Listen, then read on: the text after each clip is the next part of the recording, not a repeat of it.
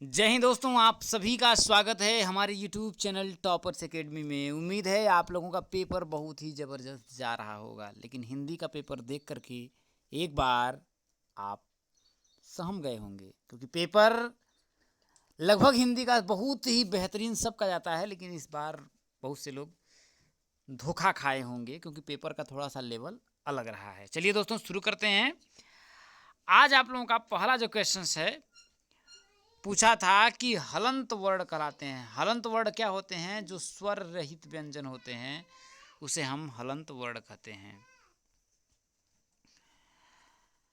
अगला क्वेश्चन है आप लोगों का, चितंबरा के रचयिता हैं। किसे चितंबरा के? तो राइट आंसर आप लोगों का जाएगा सुमित्रा नंदन पंत।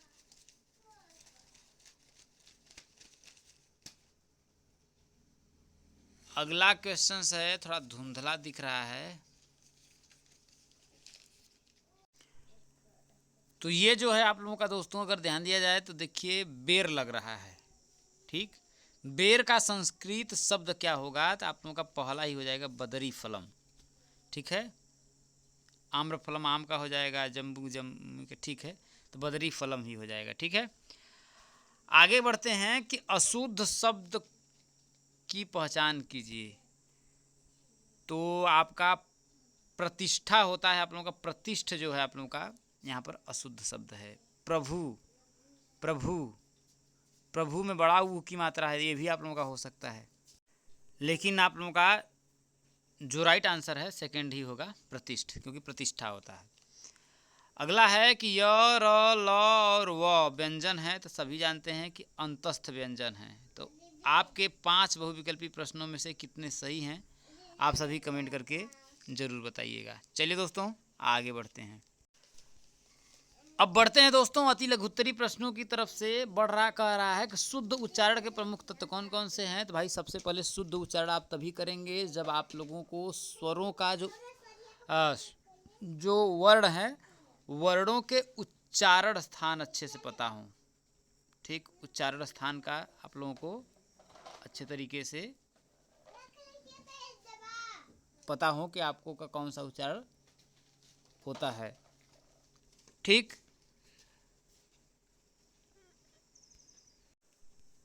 दूसरा चीज आपका क्या हो जाएगा शुद्ध उच्चारण के लिए? आपको लय और गति, लय और गति का भी पता होना चाहिए कि आप की कौन सी लय और गति है। तीसरा चीज, आपको विराम चिन्हों का प्रयोग होना चाहिए, अच्छे से आना चाहिए भाई कौन से, जैसे कोई रोको मत जाने दो, रोको मत जाने दो, तो यहाँ पर विराम चिन्ह का सही से इस्तेमाल होना चाहिए। दूसरा चीज कि कौन से शब्द पर कितना जोर देना है, ये भी आप लोगों को पता होना चाहिए। ठीक, अगला क्वेश्चन है, अनुच्छेद लेखन की किन्हीं 2 शैलियों का उल्लेख करिए। तो अनुच्छेद लेखन की कोई एक आपका तार्किक लिख सकते हैं, एक तार्किक शैली होती है, एक वर्णनात्मक। ठीक, ये आप लिख सकते हैं। अगला क्वेश्चन है आप लोगों का कि साकेत और आवारा मसीहा के रचनाकार का नाम लिखिए। ठीक, तो साकेत के जो हो जाएंगे मैथिली शरण गुप्त,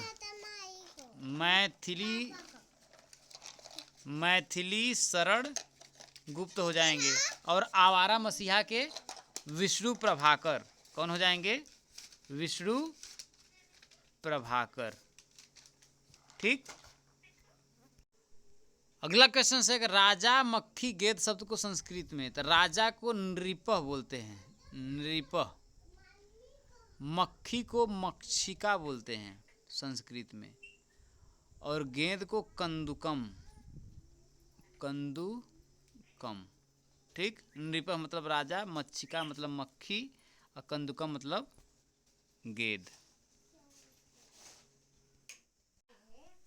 अगला क्वेश्चन है, उदार चरितानाम तु वसुधैव कुटुंबकम का हिंदी में अनुवाद लिखिए। देखिए, वसुधैव कुटुंबकम क्या है? पूरा पृथ्वी ही क्या है? एक परिवार है। तो उदार चरितानाम, उदार मतलब होता है बड़े चरित्र वाले, बड़े चरित्र वाले लोगों के लिए। तो वसुधैव कुटुम्बकम, यह जो पूरा पृथ्वी है, ये जो पूरा पृथ्वी है वो क्या है, एक परिवार के समान है या एक परिवार है, ये आप लिख सकते हैं। उदार चरित्र वालों के लिए या उदार चरित्र वालों के लिए, या उदार मतलब बड़े चरित्र वालों के लिए। ठीक। अगला क्वेश्चन है, गम धातु प्रथम पुरुष तीनों वचनों के रूप में लिखिए। तो कौन सा लकार? अच्छा, यहाँ पर दिया है लट लकार। लट लकार में गम धातु प्रथम पुरुष तीनों वचनों में लिखना है। तो क्या हो जाएगा? तो हो जाएगा, क्या हो जाएगा? गच्छति, गच्छतः, गच्छन्ति। ठीक। गच्छति, गच्छतः, गच्छन्ति, गच्छसि, गच्छतः, गच्छथ, गच्छामि, गच्छाव, गच्छामः। अब बढ़ते हैं दोस्तों लघुत्तरी प्रश्नों की तरफ। पहला जो आप लोगों का प्रश्न पूछा है कि अनुच्छेद का शीर्षक किस प्रकार होना चाहिए। और अनुच्छेद का शीर्षक पहली बात छोटा होना चाहिए, आकर्षक होना चाहिए, ठीक, और प्रभावशाली होना चाहिए। क्या होना चाहिए? प्रभावशाली होना चाहिए। और तीसरा चीज क्या होना चाहिए? अर्थपूर्ण भी होना चाहिए। ठीक, इतनी चीजें आप लिख सकते थे। अगला कह रहा है कि कहानी के तत्वों के नाम लिखिए। किसके? कहानी के तत्वों के नाम। तो सबसे पहली बात, कहानी में क्या होता है? एक पात्र होता है, उसका चरित्र होता है, ठीक, कथा वस्तु होती है, यही सब आपके होते हैं।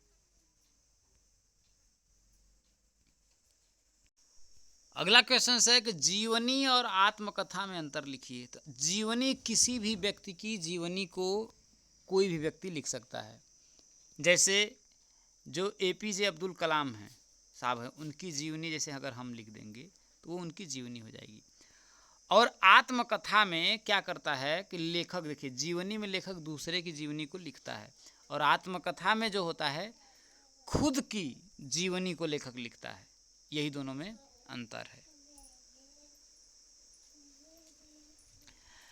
अगला क्वेश्चन है, निम्नलिखित श्लोक का हिंदी में अनुवाद लिखिए। क्या है कि एसाम न विद्या न तपो न दानम न शीलम न गुणो न धर्म ते मर्त्यलोके भूवि भारभूता मनुष्य रूपेण मृगाश्चरन्ति। इसका अर्थ कह रहा है कि हिंदी में अनुवाद करिए, ये साम न विद्या, ऐसाम ऐसे लोग जिनके पास न विद्या है, न तप है, न दान है, न शील है, न गुण है, और न ही धर्म है। मतलब ऐसे लोग की बात कर रहा है वो, कि ऐसे लोग जिनके पास न विद्या है, न तो तप है, न वो दान करते हैं, न शील है, न गुण है, और न ही धर्म है। ते मर्त लोके, तो वे मतलब जिनके पास ये चीजें नहीं हैं, ते मतलब वे मर्त लोके, इस मृत्यु लोक में, भूवि भारभूता मनुष्य रूपेण मृगाश्चरन्ति, मतलब वे लोग इस मृत्यु लोक में मनुष्य के रूप में पशु के समान जीवन विचरण कर रहे हैं।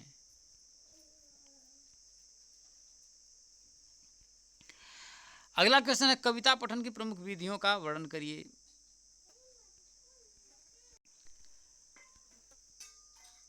कविता पठन की प्रमुख शिक्षण विधियों के बारे में आप लिख सकते हैं। कौन कौन सी? एक अभिनय प्रणाली होती है, अभिनय प्रणाली होती है,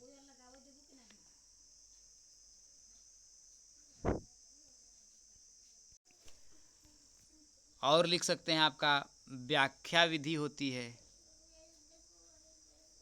ठीक। तो ये सभी इसकी प्रमुख विधियां हैं। अगला है, महादेवी वर्मा का जीवन परिचय लिखिए। तो आप लोगों ने लिख लिया होगा कि इनका जन्म कब हुआ था? 1907 ईस्वी में। कहाँ पर आप लोगों का? फर्रुखाबाद फर्रुखा बाद में हुआ था। इनकी प्रमुख कृति यामा है, नीरजा है, ये सब हैं। दूसरी बात कि महादेवी जो वर्मा थी उनको आधुनिक मीरा के नाम से भी जाना जाता था। आधुनिक मीरा के नाम से भी जाना जाता था। अगला क्वेश्चन आप लोगों का है कि संस्कृत भाषा के उच्चारण में आने वाली कठिनाइयों के निवारण के उपायों को लिखिए। कौन कौन से निवारण हो सकते हैं?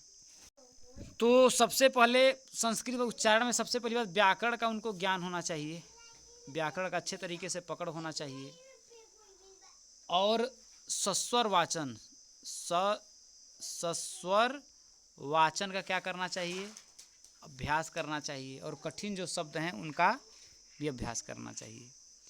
तो ये सभी आपके 18 प्रश्नों का हमने कंप्लीट सोल्यूशन करा दिया है। चैनल पर नहीं होगा तो सब्सक्राइब करिएगा। चलिए दोस्तों, मिलते हैं अगली वीडियो में। जय हिंद।